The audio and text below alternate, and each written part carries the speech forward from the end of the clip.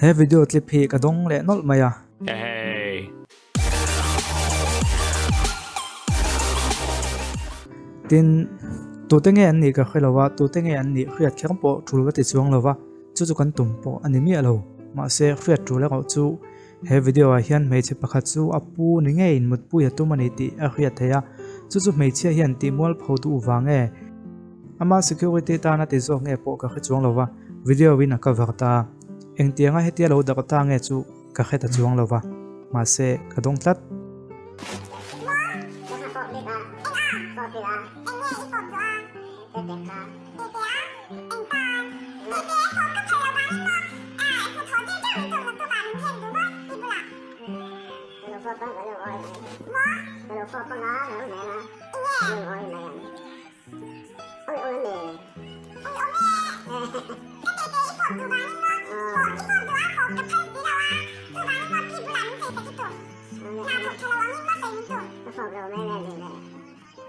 comment tam taka chuan mei chia zo khi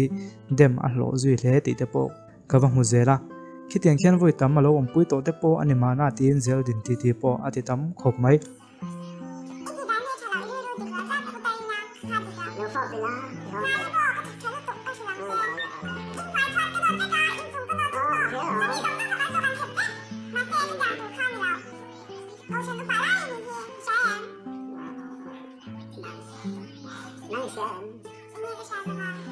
a eng po chuni se mi pat mei chiat na konga hian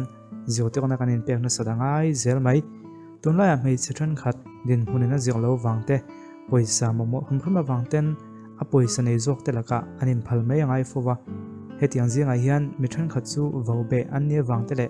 an din hunina zirlo wangte po in thila thleng ve thei tho kan ti kha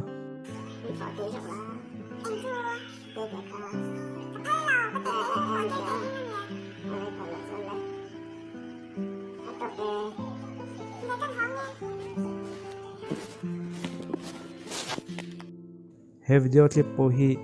pahni angin than theya alandana chuan mi pa hian mei chia hi anok lui angin langma se angai chang hle a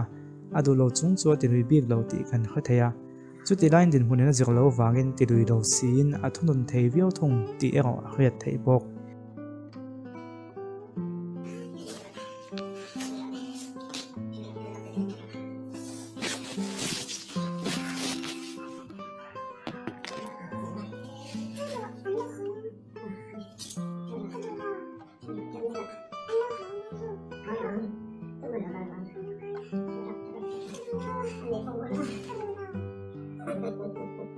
he thil thleng ang hi ni khek chuang lovin entu te zinga po hetiang lampang boina to kanum ve theya social media in ti mol pho hi malak dan thabek ani lo ti ya ta hun to hle india dana chuan meichia kumson pakhet latling lo chu adu thunga ya abial pai na mut pui poni se ko ta chuan pong so khe sangna kal tho ti te dan hian meichia ahum na sajia te hi khria in mi ti mol pho tu ma social media lama ti dang aya police lamemo kot lame mo thlen na chang khriat te po hi ahim zo ka ni ti te po in zir tir a tha khop mai kan in zir tir thonga tun ai hin kan uar le zulangai ni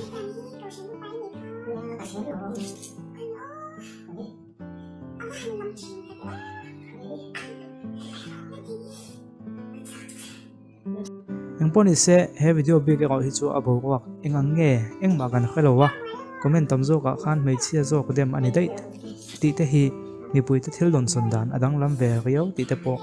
a khiat theya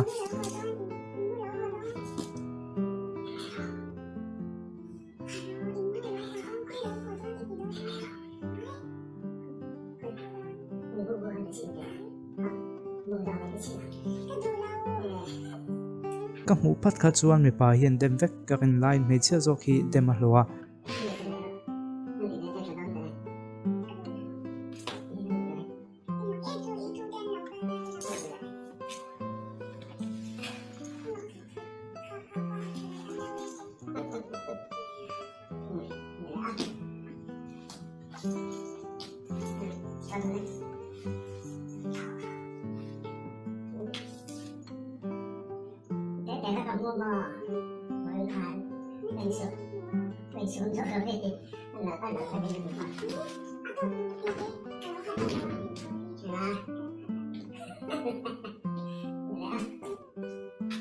อาจารย์ปอติมัวพอตุ้มละลุยตู้จอกอันนี้วางแต่ปออันนี้มานะยังปอนี่เส้นติมัวพอว่าปอเฮียนจะเจนเจมาโจเดอร์เรื่องว่าที่จวนสวลเฮียเสียมทัดตักเหล่ากันเดียง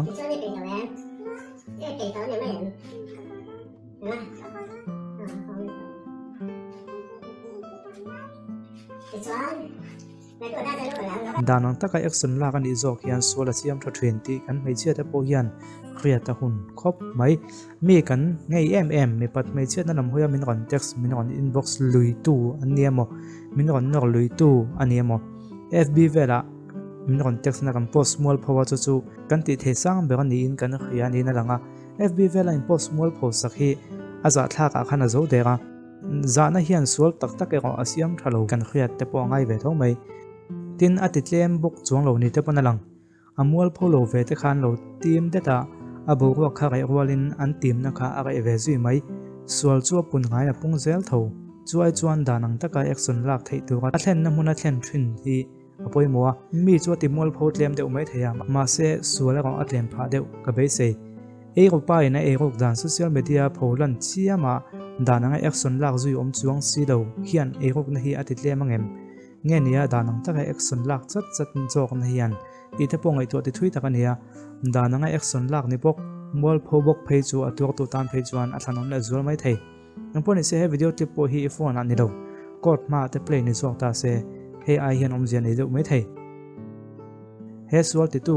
อัตัวมันจอกพอฮีโดนยังยังอัสวอลข้าป่วยน่าเตลเทจอกงะจานนักเรียนที่จูทิลทักดังนี้นักคนชิลเลยไม่ช่วยนะใครไม่เอาจวนห้องทวิตกันในเจลจอกนี่ขัดที่ส่งขัดตุนจุมตานากันสวยเทจุนี่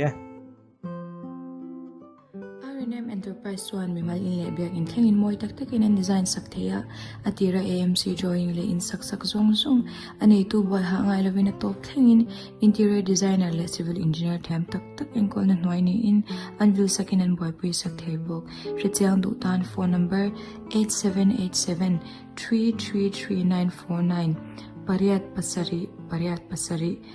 pathum pakwa pali pakwa hian biak po theireng an ni e